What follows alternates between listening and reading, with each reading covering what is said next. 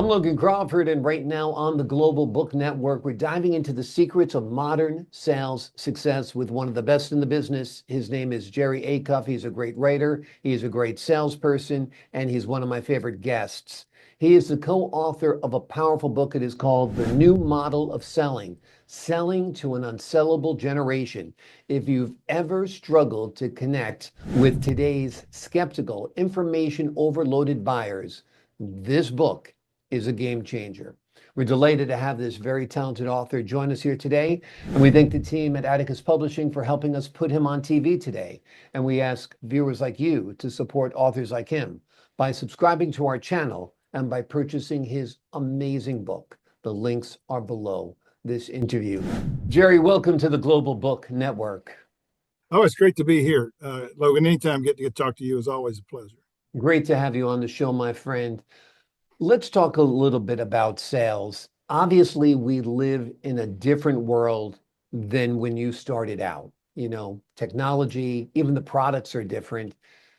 Are the approaches different as well? I would say, yes, they have to be different because the magnitude of the sales are different. The people are different. But I mean, I think there's some fundamental things that never change. I mean, if you read the top 100 books today in Amazon, you'll still find that, Carnegie's book is still at the top 100 books, and he wrote that book, 70 years ago. It's more complicated today. It's harder to get access to people today because of technology and all these other things. But I think the very, very good salespeople have the same things in common. They're very good at building relationships. They're very good at trying to be a person who's looking for helping customers and not trying to figure out, how can we shove something down their throat. And it's fascinating because I started in the pharmaceutical business 50 years ago, and I was in my doctor's office the other day. He's got a big office, about 15 miles from here, and he's got a whole bunch of people working for him. Mm-hmm. And I asked one of the nurses, I said, how many pharmaceutical reps do you see this all year? She said 100. Okay, that's a lot. Hmm. And I said, well, how many of them are any good? She said 2. And honestly, I've been doing this for a long time, and the reality is so many people are not being taught what they need to do to be able to create an environment where someone wants to actually be honest with you. And if you can't get somebody to be honest with you, if you can't get someone to tell you what they're thinking, then there's no way you can change their thinking. And the vast majority of salespeople in 2025 are still trying to talk rather than listen and understand. And I don't think that's changed very much at all. Yeah. I just believe that there's some fundamentals. I mean, when I think about selling, it's not that difficult. You gotta get them to want to hear what you got to say. Now, most people can't do that. They go in and they decide, okay, I've got to tell you about this product. And I would say there's actually a really good book called The Hook Point. And the guy says in that book that you have to practice pattern interruption that makes the customer want to learn more. So if I go someplace where I've never seen them, first thing I'm going to say is, can we do something different? Now, they don't know what I'm going to say, but they'll always say, well, what do you want to do? I said, I don't want to sell you anything. Now, the moment I say I don't want to sell you anything, what happens to sales resistance? It's I would gone. think it relaxes and it's gone. Yeah. And then I say, if you were me, what would you do in order to make a contribution to your office? Because I don't want to talk to any of your people. I just want to understand from you, because you're the key in the office. Tell me, what would I do that would be meaningful for you and your customer, for the people that you're working for? And they're going to tell you. I mean, people could forget this, Logan. Everybody has on their chest a sign that says, make me feel important. And the vast majority of salespeople don't make people feel important. They certainly don't make the gatekeepers important. I tried to teach my son this, and it's hard because the reality is you have to be different than everybody else. Not weird, but I mean, you have to be somebody that they say, he's not like everybody else. Years ago, one of the people that actually do surveys was hired by one of our biggest customers, and they asked him to go out and find out what makes the best sales rep the best sales rep. Now this is in pharma, and so I called him and I said, "What'd you find out?" Now he interviewed 2,000 doctors, and I said, "What'd you learn?" He said, "I'll tell you what I learned." He said 60% of the responses were 2 words. 2 words. Okay, what was it? He said, "They're different." And I'm sitting there saying, well, that's been my experience. I didn't sound like everybody else. I mean, a lot of what I learned, I lucked into it, to be honest with you. I had clients that taught me, okay, you want to make me happy?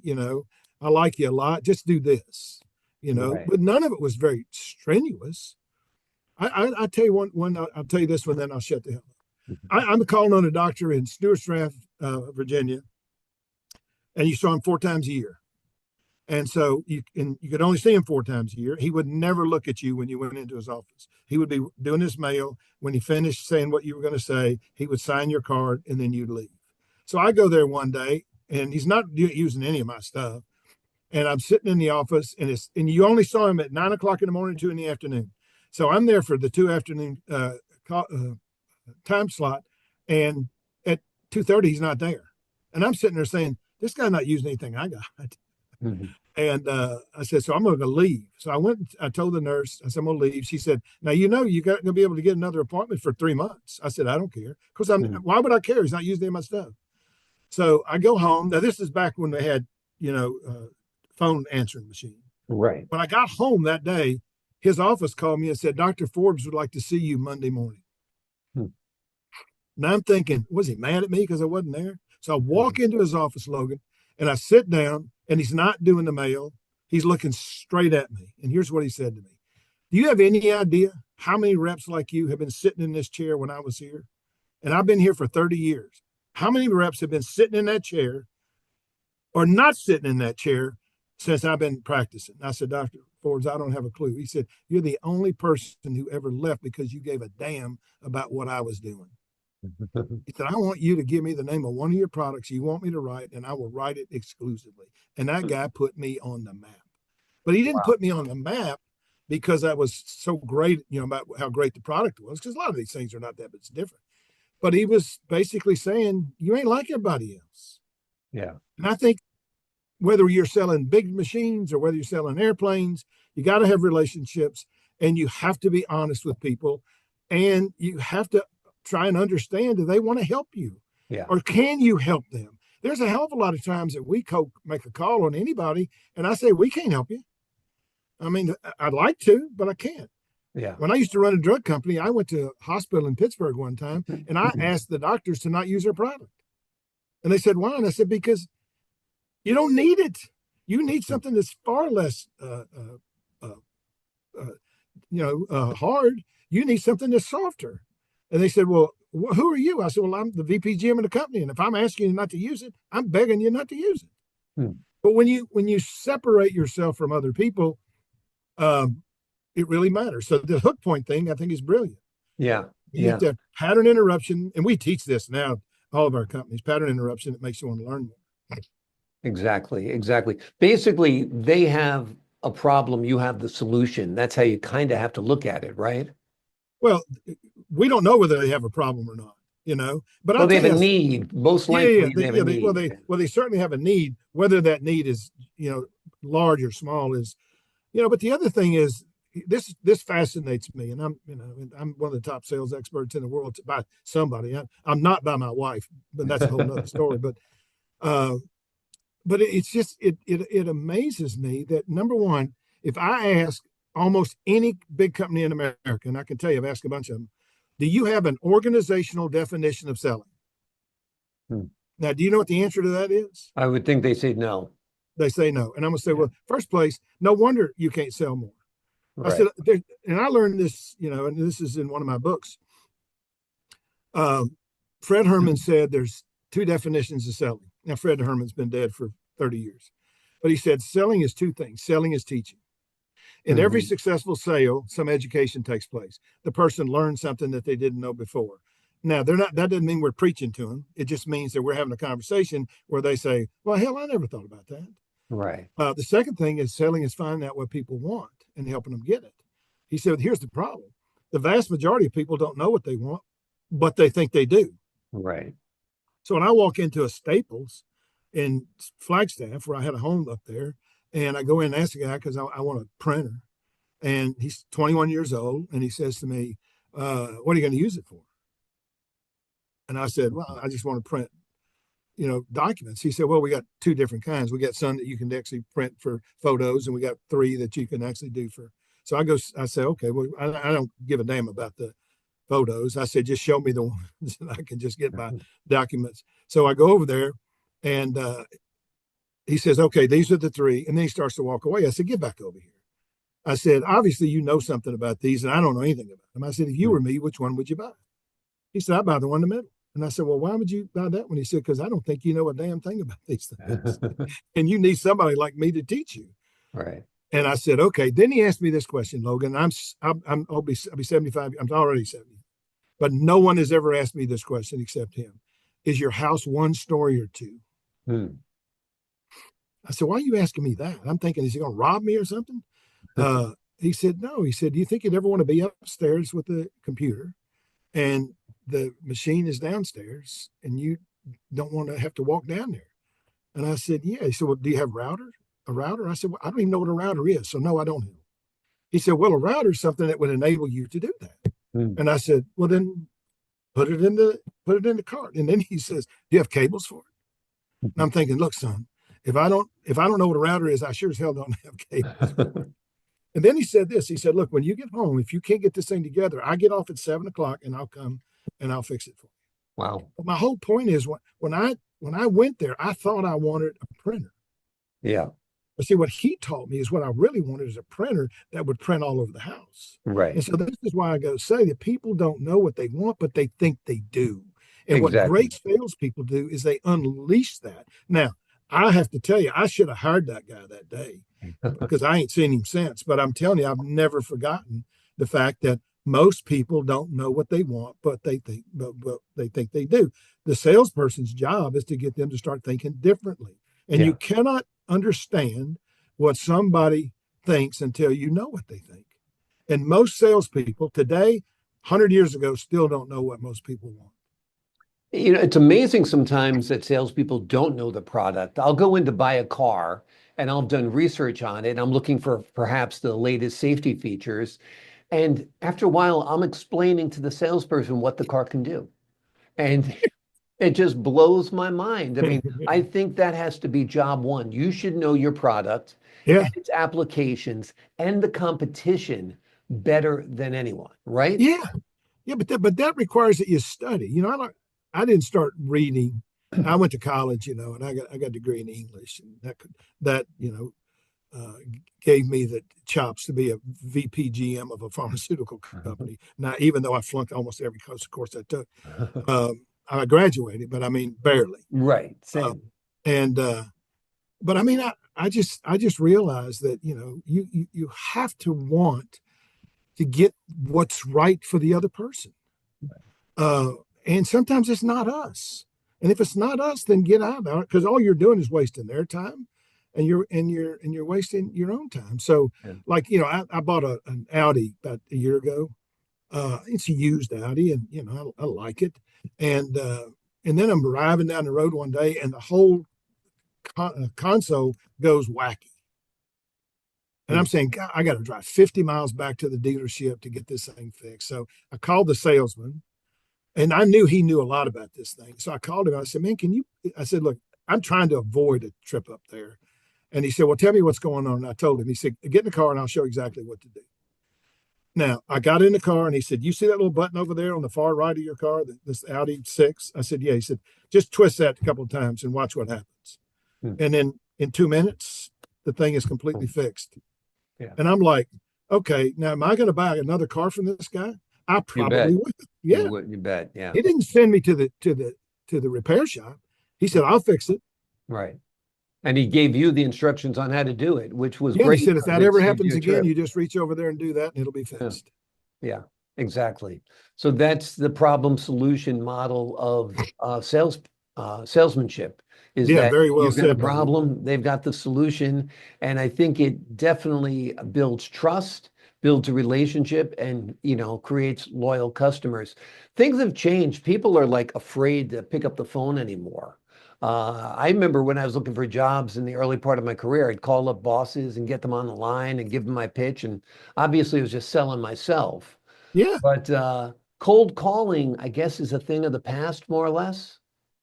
Oh, I think it is too. But the people who'll do it regardless are the ones you want to hire. Yeah. I mean, one of my very first hire, who's in a hospital in Birmingham now, he's the greatest salesperson I've ever met in my life. Uh, and he taught me more than I taught him. But Mm. he had no experience. And I decided I was going to hire a woman because I thought she was unbelievable. And Mm. then I interviewed him twice. And then finally, I just said, I'm going to hire her. And I called him and I said, I'm not going to hire you. And then this is, by the way, in 1981. The very next day, Logan, I got five letters in my mailbox. One was from the governor of Alabama. One was from the president of Auburn University, and I couldn't get anybody that was a president of anything to send anything about me. And he had three other people that all said, "You are a functional idiot if you don't hire this guy." Now I did hire him, and then he flunks the final exam at the school, and I called him. I asked him, I said, "What's going on?" He said, "He ain't that smart." Mm. And I said, "Well, can you get him a 70 or something? Can you try it again?" "Yeah, we can do that." The first time I worked with him, I said, "Look, here's what's going to happen. I'm going to make the calls. And then, because you've never made a call, this guy never had no sales experience." So I said, "Okay." So I go make the first call. And when we finish, he comes out and he says, "I can't do that." I said, "You can't do what?" "Well, I can't do what you just did." I said, "Why not?" I said, "That's not my style." I said, "Let me tell you something, pal. You ain't got a style. I am here to give you style. Okay? Let's understand that." Now, for 3 consecutive days, Logan, he wouldn't make a call. Mm. And after 2 days, I said, "Shut up about it's not your style. I got that already." Right. So I finally decided, I finally decided that I got to get rid of him. We were leading the country in sales. We had $5,000 a week for this product we had. And so when I left, he said, "Hey, I was at the Pettus Bridge in Selma." And I said, "Look, I'm going to," and I'm thinking to myself, "I'm going to fire this guy by next Friday, because even if I have to embarrass myself with my boss." Mhm. So, but I couldn't figure out how to fire the guy. I wasn't able to do it. So he calls me the next Friday, and here's what he said to me. He says, "Say, what do you want me to do with all these orders?" Because I told him, "Why don't you try and get some orders?" I said, "Yeah, so what do you got?" He said, I said, "How much is it?" He said, 20. Now I'm leading the country at 5,000 for a rep per Mhm. week. He says, "Well, I got $26,000 in orders." Wow. And I said to myself, I said exactly what he said. "I like your style." But seriously, what he taught me that day, which was a blessing, because I was a brand new manager, and what he taught me: don't make me you. Yeah. Let me be me. I mean, teach me Right. what I need to learn, but don't put me in a pen and say, I got to be this. Now, I hired 20 people in 8 years. I fired one after 3 weeks, and the other 19, 100% of them were in the top 50 out of 600 within 2 years. Wow. 7 were the number one rep in the country, 13 got promoted. Hmm. But all because I learned that from John Fuqua. Yeah. Let him be himself. Let him use his personality, his Exactly. skills, his Yeah. instinct, because what works for you might not work for him. For some, it's Yes. Mr. Nice Guy. For another guy, it's Mr. Assertive. And if it works for you, fine. I Yeah. mean, yeah, it's the Yeah, result, within two it's the years, outcomes that matter. within 2 years, he's the number one rep in the country with 600 reps. Amazing. And he's telling me, I can't. It's not my style. I said, "It is your style now, brother." Amazing. Yeah. Amazing. Talk to us a little bit about some of the new developments. I know you're venturing into AI a little bit. Right. Kind of an exciting time. I know that the chat bots that people use are often on websites nowadays. They help generate leads. I'm not sure how good they are at closing deals yet. Yeah. Talk to us a little bit about the emergence of this AI technology in sales. Well, that's a good question. I guess in December, I actually spoke to my team at a Christmas party, and I said, "Look, this is my vision for what we're going to do going forward." Because we've been doing the same thing for 20 years, 23 years probably. And I said, "Look, we need to be able to have a way that we can sell our stuff to other people without us talking to them." And I hadn't figured that out yet, but we will. And then I said, the other thing, we're going to keep doing what we're doing. I said, however, we're spending way too much time on us creating the documents for our clients. So because with AI, they can do that in 10 minutes, and we're doing it in a week. Right. So I want to free up some time for our consultants, and I want to make sure that we have a way that people can access the things that we actually can sell. I mean, we have an assessment on how do you become the great at building relationships. It's a 25-page thing. You take a test on it, and we've had it, um, validated. We can sell you, how do you become a sales expert? How do you build relationships with people that you don't like, naturally connect with? How do you set and achieve stretch goals? How do you become a great leader? All that stuff we have, but right now we haven't told it to anybody. Mhm. I think the first time when we actually launched it, we sold a couple $100,000 of it, which basically cost me about, I don't know, at that time, maybe 150,000. So I made money, but I didn't even try and market it. So I'm sitting there saying, how smart is your boss here, boys? He ain't that smart. So, but I think the AI stuff is really, really important. I think that it's going to continue to change. Right. I know the people that we're working with have basically convinced me, and it wasn't very difficult, to make some really significant changes. Fundamentally, what we are trying to be now is a technology company and not a consulting company. Right. Now, we'll still have a consulting arm, but the value in businesses today is in their ability to have reasonable technology. Yeah. And I think the company that we're working with is the premier in that thing. So I think you got to be want to know these things. I think the other thing is you have to have the kind of relationships. I would know nothing about this company if it weren't for a friend of mine, and it was his friend that told him, you need to tell Jerry about this, because he had been using it for a company that he was the CFO of. They sold for $600 million, and he knew this whole thing. And I'm saying, look, if two people tell you drunk, lay down. And I just said, look, I'm going to call this guy and find out what it is. And I think the guy's a genius. So I think if you have to have the right relationships. Relationships are still, I think, probably one of the most important things that any of us can have. And then I think we have to be inveterate learners. I mean, I've read 660 books since 1981. And I've written, four bestsellers. But I keep reading and reading and reading because the world keeps changing. Yeah. Now, you don't have to read a book. You can go on, YouTube, and you can find all kinds of stuff to learn, but you need to be an inveterate learner. And if you can do that, you can probably stay up with anybody. Right. If you can't, you're going to get left behind. Absolutely. And that was what I was scared of as the owner. I'm saying, if we don't really understand this AI stuff and the capacity and things that we can do with it, like the bots, I'm going to go out of business whether I want to or not. Yeah. Yeah. And it's in its infancy right now. I mean, this is Yes. the first generation of AI. It's already mind-blowing what it can do. Yeah. And it'll just keep on getting better and better and better to the point where it's better than me and you. It's better than people. And you're right. If you do not embrace technology, you are to become a dinosaur. Yeah. Without a doubt. Yeah. It's as simple as that. Let's talk about your book. Who is it targeted to, and what do you hope to get from it? Well, I actually wrote the book with Jeremy Miner, and I don't know if you know Jeremy or not. I love Jeremy. Yeah. He called me. I was on his podcast one day, and when we hung up, he called me back. He said, "Say, man," he said, "I've been doing these podcasts for a while." He said, "You're the only person that I've talked to that knows what the hell they're talking about." And I thought he was really smart too. So anyway, we met up in Charlotte. We spent 2 days together and said, "Let's write a book." The title is,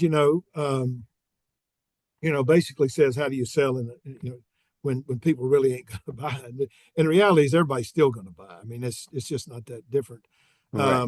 But I think a lot of it is we just wanted to modernize it because, the stuff that I had written before was, it could be as old as 2011 or 2000.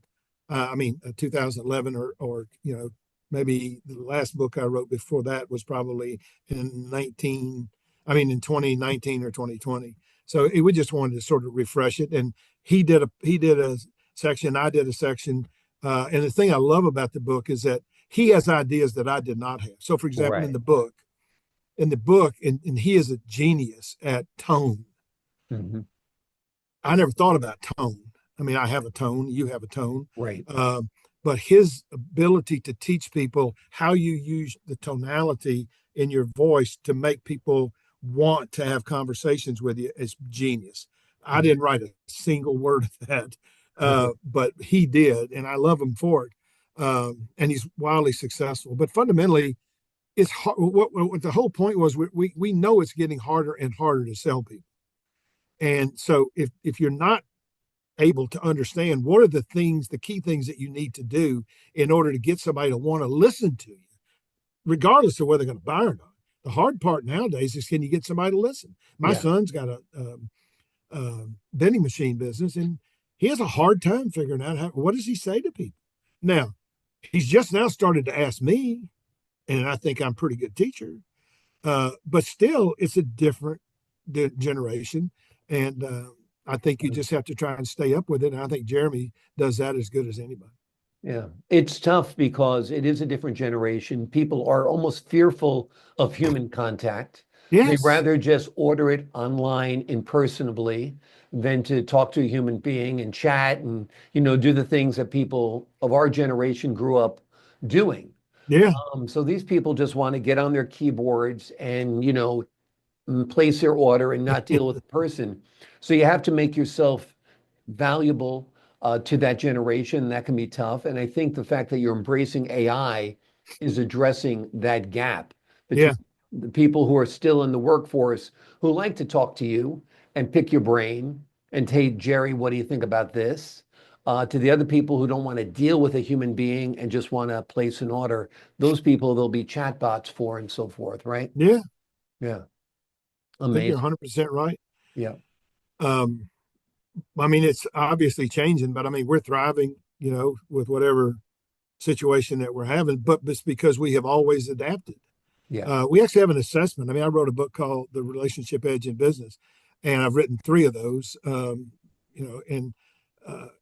it's actually interesting because one of the things that I decided to do with that book was, how do you build relationships with people that are difficult? Hmm. And so I write a whole, two or three chapters on how do you do that. The other thing is, how do you leverage the relationship that you already have? Now, if you read Yeah, Carnegie's book, and his book is probably sold a lot more than mine, but he doesn't tell you, he tells you what to do. He doesn't tell you how to do it. I tell you right. how to do it. Yeah. So, for example, if you want to meet somebody. So I wanted to meet the basketball coach at Arizona State when I moved to Scottsdale because Mhm. I love college basketball. And now I mentor two college basketball coaches. Both of them are big time.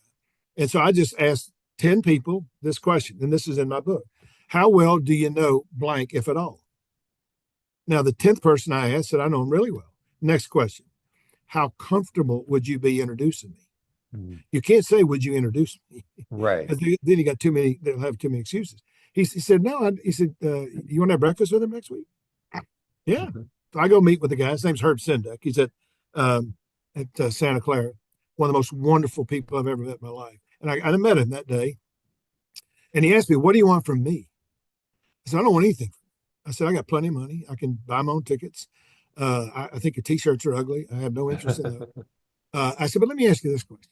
I said, how many kids in that locker room do you think will be able to play basketball and never have to get a job? Hmm. He said, none. I said, well, here's what I want to do. I want to spend an hour with them, and I'm going to teach them how do they build a relationship while they're here at Arizona State. What happens at the end of a game, every one of them goes to see their mother or, Right. or their father. And I'm saying, okay, you can do that, but wait until you find out who the alums are that have the damn money. Yeah. Those are the people that are going to hire you. They're buying their season tickets. They're loving you. They're waiting around to talk to you, and you're going to talk to your mother. I look, you got plenty of time to deal with her. And what you have to do is get people to understand. That's what really funny because one of the kids we also talk a lot about goals. One of the kids, a guy named Trent Lockett, he'll be president of the United States one of these days. I mean, he's a wonderful kid. Finished at Arizona State in 3 years. Then he went to Marquette, and that's where I met Buzz Williams. Mm-hmm. And but anyway, he called me last year when I talked to this guy 25 years ago. And he called me one night. I was on one of those shows, you know, where they have me as a guest. And he calls in from Russia to talk to me. Huh.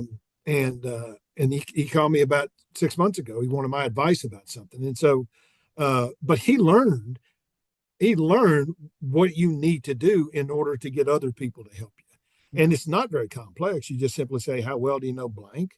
And if they don't know, you just try and find somebody who does. If they do know, you say, how comfortable would you be? Because now some people say, well, I'm not that comfortable because she's really weird. Right. What you're saying is they really don't have that kind of relationship. Right. So I think relationships will always be important. Oh, sure. And so I think it's an important. Now we talk about that in our book too. The Stop Acting Like a Seller, whatever books we write, we talk about, how do you build relationships with people that are lasting. I told somebody this morning this. I said, one of the things that I try and get people to understand is what I call a UTI. And what's a UTA? I said it's an unexpected, thoughtful act. Now you ought to think about that. Think about somebody who tells you, okay, my husband and I are going to New Orleans. Mm-hmm. Now, what does the average person do with that? If she's the person at the head of the desk, the answer is nothing. Now, Let me tell you what I did. I go call the Ritz-Carlton in New Orleans. I say, look, do me a favor. Because you can't give them anything. You can't give them a paper clip. You can't give them any money or anything, but you can recommend a restaurant. So I called the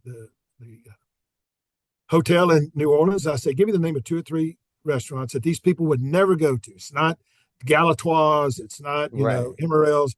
Someplace that they would love. And he gives me 2 names. So the next time I see him, I said, hey, the last time I was here, you told me you and your husband were going for this thing. I said, here's a couple of restaurants. I called I want to make sure they know that I actually did something. I didn't just look it up on the internet. Right. And I'm telling you, it's amazing what people think. Exactly. It's so simple. Exactly. It's an unexpected, thoughtful act. Great advice. Lots of great advice in this book, folks. It is called The New Model of Selling to an Unsellable Generation. If you've ever struggled to connect with today's skeptical, information overloaded buyers, this book is an absolute game changer. Jerry, thank you so much for joining us here on GBN.